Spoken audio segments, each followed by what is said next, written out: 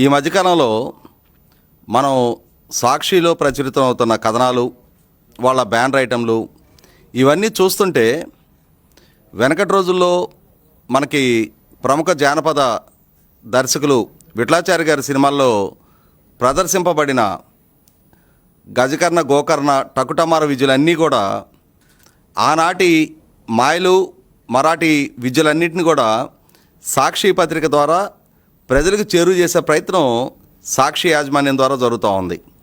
ఎందుకంటే సాక్షాత్తు జగన్మోహన్ రెడ్డి గారి కుటుంబ యాజమాన్యంలో ఉన్న పత్రిక, జగన్మోహన్ రెడ్డి గారి రాజకీయ ఎజెండాలో భాగంగా ఆ పత్రికని గడిచిన దశాబ్ద కాలం పైగా వాళ్ళ సొంత పార్టీ కరపత్రికలాగా ఎలా వాడుకుంటున్నారు అనడానికి కొన్ని వేల ఉదాహరణలు మనం ప్రస్తావించి చెప్పొచ్చు. అలాగే ఈ మధ్యకాలంలో సాక్షిలో ప్రచురితమైన నాడు నెంబర్ 1 నేడు నెంబర్ 8 అనే పేరుతోటి ప్రచురితమైన కథనం. ఆ కథనం ద్వారా వాళ్ళు చెప్పదలుచుకున్నది ఏంటి అంటే, జగన్మోహన్ రెడ్డి గారి ఘనమైన పాలనా కాలంలో ఆంధ్రప్రదేశ్ రాష్ట్రం ఈజ్ ఆఫ్ డూయింగ్ బిజినెస్లో నెంబర్ 1 స్థానంలో నిలిచింది. కానీ నేడు చంద్రబాబు నాయుడు గారి నాయకత్వంలోని ఎన్డీఏ కూటమి ప్రభుత్వ హయాంలో 8వ స్థానంలో ఈజ్ ఆఫ్ డూయింగ్ బిజినెస్లో ఆంధ్రప్రదేశ్ రాష్ట్రం నిలిచింది అని చెప్పని ఒక కథనాన్ని వాళ్ళు వండి వార్చారు. అంటే జగన్మోహన్ రెడ్డి గారి పాలనా హయాంలో రాష్ట్రంలోకి లక్షలాది కోట్ల రూపాయల పారిశ్రామిక పెట్టుబడులు వచ్చాయి. అలా పెట్టుబడులు రాష్ట్రంలోకి ప్రవహించడానికి కావాల్సిన మెరుగైన పాలసీలు, మెరుగైన పాలనా విధానాలు, అటువంటి అనుకూలమైన వాతావరణం జగన్మోహన్ రెడ్డి గారి పాలనా హయాంలో కొనసాగింది. అందువల్ల జగన్మోహన్ రెడ్డి పాలనా హయాంలో రాష్ట్రంలో లక్షలాది నిరుద్యోగ యువతకు ఉపాధి అవకాశాలు దక్కాయి. కానీ నేడు ఎన్డీఏ కూటమి ప్రభుత్వ హయాంలో అటువంటి పరిస్థితి లేదు అని చెప్పని ప్రజలకు ఒక మాయల మరాఠీ లాంటి సమాచారాన్ని అందించే ప్రయత్నం చేశారు. అంటే కేంద్ర ప్రభుత్వం నీతి ఆయోగ్ ద్వారా ఇన్వెస్ట్మెంట్ ఫ్రెండ్లీనెస్ ఇండెక్స్ 2026 అని చెప్పనే ఒక సూచీని విడుదల చేస్తే దాన్ని ఆనాటి కేంద్ర ప్రభుత్వం, కేంద్ర పరిశ్రమలు, అలాగే అంతర్గత వాణిజ్య ప్రోత్సాహక శాఖ వాళ్ళు business reforms action plan BRAP ఆ నివేదిక, ఆ రోజుల్లో కేంద్ర పరిశ్రమల శాఖ వాళ్ళు విడుదల చేసిన నివేదికని ఈనాడు నీతి ఆయోగ్ ద్వారా విడుదల చేసిన సూచీతో పోల్చి ఈ 2 నివేదికలు ఒకటే అని చెప్పని ప్రజలను భ్రమింపజేసే ప్రయత్నం చేశారు. వాస్తవంగా ఈజ్ ఆఫ్ డూయింగ్ బిజినెస్ వేరు, అలాగే ఇప్పుడు నీతి ఆయోగ్ ద్వారా విడుదల చేయబడిన ఇన్వెస్ట్మెంట్ ఫ్రెండ్లీనెస్ ఇండెక్స్ అనేది వేరు అనేది సహజంగా ఇటువంటి సాంకేతికపరమైన పదాలు, అలాగే కొంచెం అకాడమిక్ పరిజ్ఞానం కలిగిన వారికి మాత్రమే అర్థమయ్యే ఇటువంటి పదాలు సామాన్య ప్రజానీకానికి అర్థం కావు. కాబట్టి సాక్షి ద్వారా ఏదో ఒక విష ప్రచారాన్ని ప్రభుత్వం మీద దుమ్మెత్తు పోయటానికి ఒక సాధనంగా వాడుకోవటానికి ఏ అవకాశం దక్కితే ఆ అవకాశం ద్వారా మాకు విష ప్రచారం చేయటమే మా ఎజెండాలో భాగం అన్నట్టుగా సాక్షి ఈ కథనాలు వండి వరుస్తూ ఉంది. ఇక్కడ గమనించుకోవాల్సింది, మనకొక పాపులర్ సామెత ఉంది, పిల్లి నల్లదా తెల్లదా అనేది అప్రస్తుతం, ఎలుకలు పట్టిందా లేదా అనేది ముఖ్యమని చెప్తారు. అలాగే ఇవాళ ఈజ్ ఆఫ్ డూయింగ్ బిజినెస్లో జగన్మోహన్ రెడ్డి 1వ స్థానంలో నిలిపితే ఏంటి, ఇవాళ ఇన్వెస్ట్మెంట్ ఫ్రెండ్లీనెస్ ఇండెక్స్లో ఆంధ్రప్రదేశ్ రాష్ట్రం 8వ స్థానంలో ఉంటే ఏంటి అనేది ఒకసారి మనం వివరించి చెప్దాం.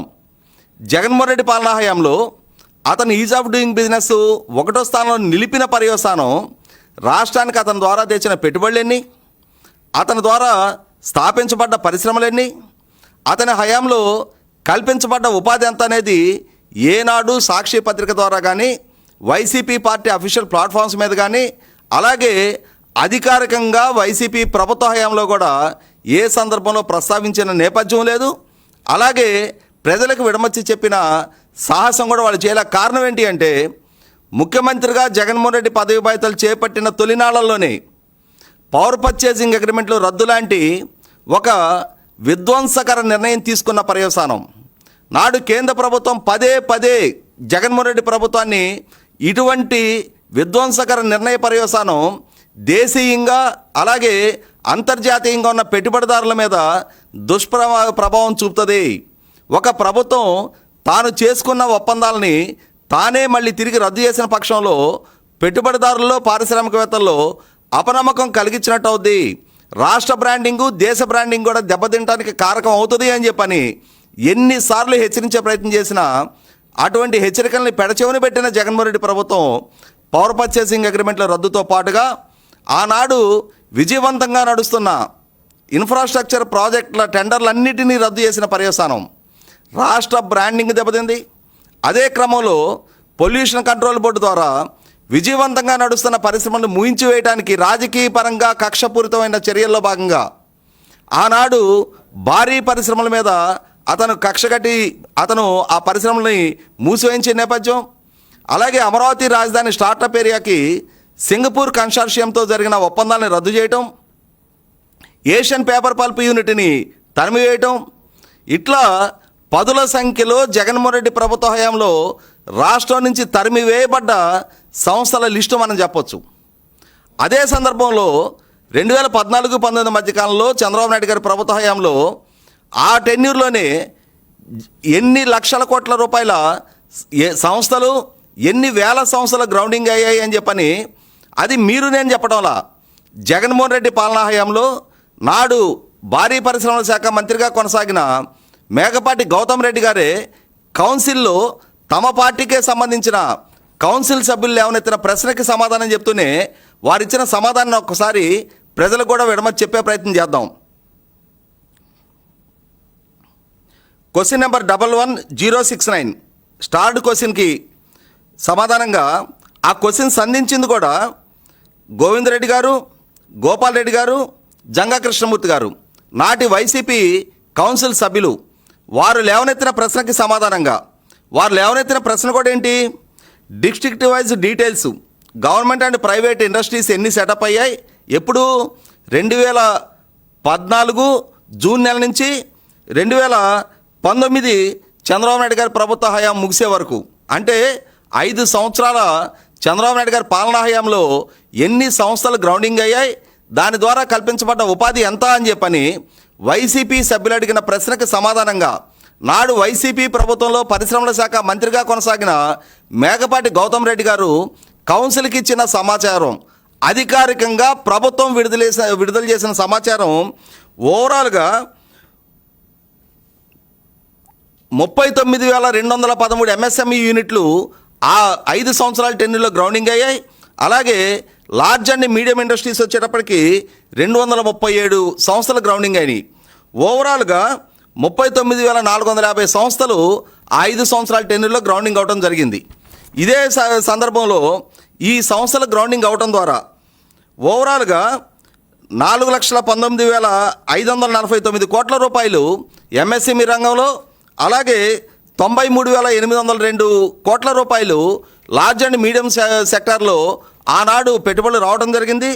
ఓవరాల్గా 5,13,351 కోట్ల రూపాయలు 2014-19 మధ్యకాలంలో చంద్రబాబు నాయుడు గారి ప్రభుత్వ హయాంలో ఆ 5 సంవత్సరాల టెన్యూర్లో ఆంధ్రప్రదేశ్ రాష్ట్రంలో గ్రౌండింగ్ అయిన పెట్టుబడులు, వీటి ద్వారా కల్పించబడ్డ ఉపాధి ఆ ఒక్క టెన్యూర్లోనే ఓవరాల్గా 5 లక్షల మందికి పైగా ఉపాధి కల్పన జరిగింది అని చెప్పని నాటి పరిశ్రమల శాఖ మంత్రి మేకపాటి గౌతమ్ రెడ్డి గారు నాడు కౌన్సిల్ వేదికగా తెలియజెప్పిన సమాచారం. మరి ఇటువంటి అధికారిక సమాచారం ప్రభుత్వం దగ్గర ఉంచుకొని కూడా మరి జగన్మోహన్ రెడ్డి గారు ఏ సందర్భంలో కూడా చంద్రబాబు నాయుడు గారి ప్రభుత్వ హయాంలో లక్షలాది ఉపాధి కల్పన జరిగింది అని చెప్పని అడ్మిట్ కాలేదు. అలాగే ఈనాడు జగన్మోహన్ రెడ్డి గారికి సంబంధించిన సాక్షి పత్రికలో కానీ అలాగే వాళ్ళ పార్టీ అధికారిక ప్లాట్ఫామ్స్ మీద కానీ ఈరోజు మేము ఇంత బాహాటంగా ఇంత అధికారికంగా విడుదల చేస్తున్న గణాంకాలకి అనుగుణంగానే వాళ్ళ పార్టీ పాలనా హయాంలో జగన్మోహన్ రెడ్డి గారు పాలకుడిగా కొనసాగిన 5 సంవత్సరాల టెన్యూర్లో 2019-24 మధ్యకాలంలో ఎన్ని లక్షల కోట్ల రూపాయలు పెట్టుబడులు గ్రౌండింగ్ చేయించగలిగారు, అలాగే ఎన్ని లక్షల మందికి ఉపాధి కల్పన చేయగలిగారు అని చెప్పని చెప్పగలిగే ధైర్యం సత్తా జగన్మోహన్ రెడ్డి గారికి ఉందా? ఆయన పదే పదే మైకి దొరికిన ప్రతి సందర్భంలో కూడా ఆయన చెప్పేవి రెండు చెప్తారు. ఒకటి గ్రామ వార్డు సచివాలయ ఉద్యోగాలు, అలాగే నెలకు 5,000 రూపాయల జీతాలు ఇవ్వబడిన వార్డు అలాగే గ్రామ వాలంటీర్ల గురించి. ఇంతకంటే భిన్నంగా మేము ఈ ప్రైవేట్ రంగంలో తెచ్చిన పెట్టుబడులు ఇవి, నెలకొల్పబడ్డ సంస్థలు ఇవి, వీటి ద్వారా కల్పించబడ్డ ఉపాధి ఇది, వీటి ద్వారా సృష్టించబడ్డ సంపద ఇది, వీటి ద్వారా ప్రభుత్వానికి వనగూరిన ట్యాక్స్ రెవెన్యూస్ ఇవి అని చెప్పని ఏ రోజు జగన్మోహన్ రెడ్డి గారి పాలనా హయాంలో వాళ్ళ ద్వారా జరిగిన ఘనతని విజయాలని చెప్పుకునే సాహసం చేయలేరు. కారణం ఏంటి అంటే ఆనాడు పెట్టుబడులు రాకపోగా రాష్ట్రంలో ప్రతిపాదించబడ్డ వందలాది సంస్థలని రాష్ట్రం నుంచి తరిమివేసి రాష్ట్రానికి తీవ్ర అన్యాయం చేసిన చరిత్ర వాళ్ళది. అటువంటి నేపథ్యం కలిగిన జగన్మోహన్ రెడ్డి ఈరోజు ఈ 25 నెలల ఎన్డీఏ కూటమి పాలనా హయాంలో ఇప్పటి వరకు 2025 నవంబర్ 14-15 తారీఖుల్లో విశాఖపట్నంలో జరిగిన పెట్టుబడిదారుల సదస్సుతో సహా వివిధ రాష్ట్రాలు, వివిధ దేశాలు, అలాగే ప్రపంచంలో ఉన్న వివిధ ప్రాంతాల్లో పర్యటించి చంద్రబాబు నాయుడు గారు, అలాగే IT and HRD minister Lokesh గారు, అలాగే ఇండస్ట్రీ మినిస్టర్ భరత్ గారి ద్వారా ఆంధ్రప్రదేశ్ రాష్ట్రంలోకి ఛానలైజ్ అయిన దేశంలోనే అత్యధికంగా 29 రాష్ట్రాల మధ్య జరుగుతున్న ఒక ఆరోగ్యకర పోటీలో ఇప్పటి వరకు దేశంలోకి వచ్చిన పెట్టుబడి ప్రతిపాదనలో 25.3%, అంటే సుమారుగా 23 లక్షల కోట్ల రూపాయలకు పైగా పెట్టుబడి ప్రతిపాదనలు ఆంధ్రప్రదేశ్ రాష్ట్రం దక్కించుకోగలిగింది అని అంటేనే ఇన్వెస్ట్మెంట్ ఫ్రెండ్లీ ఇండెక్స్ ఆంధ్రప్రదేశ్ రాష్ట్రం ఎంత వేగంగా పెట్టుబడి ప్రతిపాదనలు ఆకట్టుకోగలుగుతుంది అనేది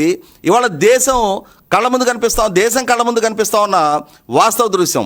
ఇవాళ ఇరుగు పొరుగునున్న తమిళనాడు, కర్ణాటక, తెలంగాణ లాంటి రాష్ట్రాల్లో ఆంధ్రప్రదేశ్ రాష్ట్రం సాధిస్తున్న ఈ పెట్టుబడులను చూపి అక్కడ ప్రతిపక్షాలు, అక్కడ ప్రభుత్వాలను విమర్శ చేస్తూ ఉన్నాయి. ఒక రకంగా మాట్లాడుకుంటే owners pride and neighbours envy అని చెప్పనే ఒకనాటి కమర్షియల్ యాడ్ లాగా ఈరోజు మిగిలిన రాష్ట్రాలు, అక్కడున్న రాజకీయ పక్షాలు, అక్కడున్న ప్రభుత్వాలకు కూడా అసూయ కలిగించే స్థాయిలో ఆంధ్రప్రదేశ్ రాష్ట్రం, అలాగే ముఖ్యంగా చంద్రబాబు నాయుడు గారు, పవన్ కళ్యాణ్ గారు, నారా లోకేష్ గారి నేతృత్వంలో లక్షలాది కోట్ల రూపాయల పెట్టుబడి ప్రతిపాదనలు రాష్ట్రంలోకి రప్పించగలుగుతూ ఉన్నారు. అలాగే ఇప్పటి వరకు జరిగిన 19 ఎస్ఐబిపి సమావేశాల్లో సుమారుగా 12,70,000 కోట్ల రూపాయల పెట్టుబడి ప్రతిపాదనలు స్టేట్ ఇన్వెస్ట్మెంట్ ప్రమోషన్ బోర్డు ద్వారా క్లియర్ చేయడం కూడా జరిగింది. వీటికి అనుగుణంగా ఎస్ఐబిపి ద్వారా ఆమోదం చెందిన ప్రతి పెట్టుబడి ప్రతిపాదనను కూడా వెనువెంటనే క్యాబినెట్ ద్వారా కూడా ఆమోదింపజేస్తూ ఉన్నారు. ప్రభుత్వ పరంగా సంస్థలకు కావాల్సిన భూ కేటాయింపులు, నీటి కేటాయింపులు, ఎలక్ట్రిసిటీ కేటాయింపు, రోడ్డు కనెక్టివిటీ, రైలు కనెక్టివిటీ లాంటి ప్రతి ఫెసిలిటేషన్ ప్రభుత్వ పరంగా చాలా వేగంగా అందిస్తూ ఉన్నారు. దానివల్ల ఇవాళ చూస్తూ ఉన్నాం మనం ఆంధ్రప్రదేశ్ రాష్ట్రం ఈజ్ ఆఫ్ డూయింగ్ బిజినెస్ అనే దాన్ని ఎప్పుడో దాటి ఇవాళ స్పీడ్ ఆఫ్ డూయింగ్ బిజినెస్లో దేశానికి ఒక ట్రెండ్ సెంటర్గా నిలుస్తుంది. అలా నిలవటం వల్ల ఇన్ని లక్షల కోట్ల రూపాయల పారిశ్రామిక పెట్టుబడులు రప్పించగలుగుతూ ఉంది, గ్రౌండింగ్ చేయించగలుగుతూ ఉంది, చాలా వేగంగా నిర్ణయాలు తీసుకోగలుగుతూ ఉంది. అదే సందర్భంలో ప్రభుత్వ పరంగా మెరుగైన పాలసీస్ అడాప్ట్ చేసుకుంటూ ఉన్నారు, సమర్థవంతంగా పాలన చేస్తూ ఉన్నారు. అటువంటి పాలకుడిగా ఇవాళ చంద్రబాబు నాయుడు గారి ప్రభుత్వం రాష్ట్ర యువతకు ఒక నమ్మకం కలిగిస్తూ ఉంటే ఎన్నికలకు ముందు ఎన్డీఏ కూటమి మేనిఫెస్టోలో పొందుపరిచిన 20 లక్షల ఉద్యోగ కల్పన చేస్తామని చెప్పిన వాగ్దానాన్ని నిలుపుకునే దిశగా ఇప్పటికే సుమారుగా 16 లక్షల మంది ఉపాధి కల్పన సుస్థిరం చేసిన నేపథ్యంలో ఇంకా రాబోయే 3 సంవత్సరాల కాలంలో మరిన్ని పెట్టుబడులు రప్పించడానికి ఆస్కారం ఉంటుంది. ఇక్కడ గమనించుకోవాల్సింది ఈ మధ్యకాలంలో మా IT and HRD minister Lokesh గారు రష్యాలో పర్యటించి వచ్చారు, దక్షిణ కొరియాలో పర్యటించి వచ్చారు. అలాగే ముఖ్యమంత్రి చంద్రబాబు నాయుడు గారు స్వయంగా సింగపూర్లో పర్యటించి వచ్చారు. మా మున్సిపల్ అడ్మినిస్ట్రేషన్ మినిస్టర్ నారాయణ గారు మలేషియా లాంటి దేశాల్లో పర్యటించి వచ్చారు. ఇటువంటి పర్యటనల వల్ల అక్కడ జరుగుతున్న చర్చల ఫలాలన్నీ కూడా రేపు రాబోయే నవంబర్ 12-13 తారీఖుల్లో విశాఖపట్నంలో మరొకసారి జరగబోయే పెట్టుబడిదారుల సదస్సుల్లో మరింత వేగంగా, మరింత సత్ఫలితాలు ఇచ్చే విధమైన పెట్టుబడి ఒప్పందాలు ఖరారవుతాయి. ఆ ఒప్పందాలు ఖరారైన వాటిని కూడా వీలైనంత వరకు రాష్ట్రానికి ఛానలైజ్ చేయించే విధంగా, సహజంగా ఏ రాష్ట్రంలో జరిగిన పెట్టుబడిదారుల సదస్సుల్లోనైనా అక్కడ జరిగే ఒప్పందాల్లో కనీసం 20-25% కనుక వాటిని రాష్ట్రంలో గ్రౌండింగ్ చేయించుకునే విధంగా కన్వర్షన్ రేట్ అంటారు. అటువంటి కన్వర్షన్ రేట్ కనుక సాధించగలిగితే చాలా గొప్ప విజయంగా భావిస్తారు. కానీ ఇవాళ ఆంధ్రప్రదేశ్ రాష్ట్రం ఇప్పటికి వచ్చిన 23 లక్షల కోట్ల రూపాయల పెట్టుబడి ప్రతిపాదనలో ఇప్పటికే ఎస్ఐపిపి ద్వారా 12,70,000 కోట్ల రూపాయలు క్లియర్ చేయగలిగింది అని అంటే ఆంధ్రప్రదేశ్ రాష్ట్రంలోకి వచ్చిన పెట్టుబడి ప్రతిపాదనలో ఇప్పటికే 50% పైగా ఆంధ్రప్రదేశ్ రాష్ట్రం తన కన్వర్షన్ సాధించగలిగి ఉంది. అలాగే మిగిలిన 50% వైపు కూడా ఛానలైజ్ చేస్తూ ఉన్నారు, వాళ్ళతో మాట్లాడుతూ ఉన్నారు. వీలైనంత వేగంగా ఆ సంస్థను కూడా గ్రౌండింగ్ చేయించే ప్రక్రియ కొనసాగుతూ ఉంది. వాస్తవ దృశ్యం ఇదైతే సాక్షి పత్రికలో 2 సూచనలు కలిపి, ఒకటి ఈజ్ ఆఫ్ డూయింగ్ బిజినెస్, అది కేంద్ర పరిశ్రమల శాఖ విడుదల చేసేది. రెండోది ఇప్పుడు విడుదల చేసింది నీతి ఆయోగ్. ఈ నీతి ఆయోగ్ విడుదల చేసిన ఈ సూచీలో కూడా ఇక్కడ గమనించుకోవాల్సింది ఏంటంటే రాష్ట్రాలని 1, 2, 3 అనే ర్యాంకింగ్ల వారీగా కాకుండా నీతి ఆయోగ్ ద్వారా ఇప్పుడు రాష్ట్రాలని 3 కేటగిరీలుగా వర్గీకరించారు. అవి అచీవర్సు, ఫాస్ట్ మూవర్సు, యాస్పైరర్సు అని చెప్పని. అంటే ఆల్రెడీ అభివృద్ధి చెంది ఆ సంస్థలను రప్పించుకొని ఆ ఫలాలను అనుభవిస్తున్న రాష్ట్రాలు, అలాగే ఆ సంస్థలను రప్పించుకునే క్రమంలో వేగంగా స్పందిస్తున్న రాష్ట్రాలు, అలాగే సంస్థలను రప్పించుకోవాలి అని చెప్పని ఆశిస్తున్న రాష్ట్రాలు. ఇవాళ ఆంధ్రప్రదేశ్ రాష్ట్రాన్ని ఫాస్ట్ మూవర్స్ కేటగిరీలో నీతి ఆయోగ్ ఉంచడం జరిగింది. కారణం ఏంటి అంటే ఆంధ్రప్రదేశ్ రాష్ట్రం స్పీడ్ ఆఫ్ డూయింగ్ బిజినెస్ విధానం ద్వారా ఎంత వేగంగా స్పందిస్తుంది. ఇవాళ ఒక పెట్టుబడి ప్రతిపాదన ఏదైనా దేశంలోకో రాష్ట్రంలోకి రాబోతుంది అని చెప్పిన సమాచారం అందుకున్న వెనువెంటనే రాష్ట్ర ప్రభుత్వం స్పందిస్తున్న తీరు, అలాగే రాష్ట్ర ప్రభుత్వం ఆ ప్రతిపాదనని రప్పించుకుంటున్న తీరు, ప్రభుత్వ పరంగా క్లియర్ చేసి ఆ సంస్థల్ని భూమి పూజ స్థాయికి రప్పిస్తున్న తీరు చూసిన తర్వాత ఇవాళ దేశానికి ఒక ట్రెండ్ సెంటర్గా ఆంధ్రప్రదేశ్ రాష్ట్రం నిలుస్తుంది. కాబట్టి ఫాస్ట్ మూవర్స్ కేటగిరీలో ఆంధ్రప్రదేశ్ రాష్ట్రాన్ని పెట్టడం జరిగింది. కానీ ఈ వాస్తవాలను వక్రీకరించి ఆంధ్రప్రదేశ్ రాష్ట్రం పారిశ్రామికంగా వెనకబడుతుంది. జగన్మోహన్ రెడ్డి గారి పాలనాహయం నాటితో పోల్చి చూస్తే ఇవాళ ఆంధ్రప్రదేశ్ రాష్ట్రంలో పెట్టుబడి ప్రతిపాదనలు పెద్దగా రావటం లేదు అని చెప్పని తప్పుడు సమాచారాన్ని సాక్షి పత్రిక ద్వారా వాళ్ళు ప్రచురిస్తూ కనీసం ఈ సాంకేతికపరమైన అంశాల గురించి అవగాహన లేని సామాన్య ప్రజానీకానికైనా సరే అరే చంద్రబాబు నాయుడు గారి పాలనాహయం కన్నా జగన్ పాలనాహయంలోనే మరింత పెట్టుబడి ప్రతిపాదనలు వచ్చాయంట అని చెప్పని ఈ ర్యాంకులు లాంటి ఈ సాంకేతికపరమైన అంశాలతోటి కొందరినైనా భ్రమింపజేయగలమైన ఒక రకమైన మాయల మరాఠీ టకుటమార విద్యల్ని సాక్షి ద్వారా వైసీపీ ప్రదర్శిస్తుందనేది వాస్తవం. కాబట్టి వాళ్ళ వాస్తవ దృశ్యం కళ్ళ ముందు కనిపిస్తూ ఉన్నప్పుడు ఎన్నికలకు ముందు చేసిన 20 లక్షల ఉద్యోగ కల్పన వాగ్దానాన్ని నెరవేర్చుకునే విధంగా ఓ పక్క ప్రభుత్వ పరంగా గతంలోనే మేము వాగ్దానం చేసిన 16,347 టీచర్ నియామక ప్రక్రియని చాలా వేగంగా పూర్తి చేసాము. ఒక టైం బౌండెడ్ షెడ్యూల్లో 15,941 మందికి ఉద్యోగ అవకాశాలు కల్పించడం జరిగింది. అలాగే 5,757 కానిస్టేబుల్ నియామక ప్రక్రియను కూడా చాలా వేగంగా పూర్తి చేసి వారికి కూడా నియామక పత్రాలు ఇవ్వడం జరిగింది. మళ్ళీ ఇప్పుడు యూనివర్సిటీల్లో professor, assistant professor, additional professor స్థాయి, అసోసియేట్ ప్రొఫెసరు స్థాయి ఉద్యోగాల నుంచి 10,000కు పైగా ఉద్యోగ నియామక ప్రక్రియతోటి మరొక జాబ్ క్యాలెండర్ కూడా ఇప్పుడు విడుదల చేసి ఆ ప్రక్రియ కూడా ఆల్రెడీ నోటిఫికేషన్ స్టేజ్లో ఉన్నది కళ్ళ ముందు కనిపిస్తూ ఉంటే ప్రైవేట్ రంగంలో లక్షలాది ఉద్యోగ కల్పనకి ప్రభుత్వ పరంగా తీసుకుంటున్న చొరవలో సత్ఫలితాలు ఇస్తూ ఉంటే లక్షలాది కోట్ల రూపాయల పరిశ్రమలు గ్రౌండింగ్ అవుతూ ఉంటే తద్వారా రాష్ట్ర యువతకి వలసలు లేని ఉపాధి కల్పన దిశగా ఆంధ్రప్రదేశ్ రాష్ట్రం అడుగులేస్తూ ఉంటే దీన్ని చూసి తట్టుకోలేని ఒక నైరాశ్యంలో మునిగిపోతున్న వైసీపీ మళ్ళీ తిరిగి 2029 ఎన్నికల నాటికి ఎన్నికలకి సమాయత్తం అయ్యే నాటికి ఇన్ని లక్షల మంది యువతకు గనక ఎన్డీఏ కూటమి ప్రభుత్వం ఉద్యోగ అవకాశాలు కల్పించిన పక్షంలో తమకు రాజకీయంగా మనుగడ ఉండదు అనే ఉద్దేశంతో ఒక రకంగా 2019-24 మధ్యకాలంలో నైరాశ్యంలో మునిగిపోయి కొంత పెడదోరలు పడుతున్న యువతలో ధైర్యాన్ని నింపి మళ్ళీ తిరిగి వారికి భవిష్యత్తు పట్ల ఆశలు చిగురింపజేసి అది వాళ్ళ వాస్తవ రూపంగా అమల్లోకి తీసుకొస్తున్న ఎన్డీఏ కూటమి ప్రభుత్వం తన ఆచరణ రూపంగా సాధిస్తున్న విజయాలు కళ్ళ ముందు కనిపిస్తుంటే దాన్ని వక్రీకరిస్తూ ప్రజలకు తప్పుడు సమాచారం ఇస్తున్న వైసీపీ సాక్షిని చూసిన తర్వాత తప్పనిసరిగా ఈ వాస్తవాలు ప్రజలకు తెలియజెప్పాల్సిన బాధ్యత మాకుంది అనే ఉద్దేశంతో ఈ వివరాలు తెలియజేస్తూ ఉన్నాం. Thank you.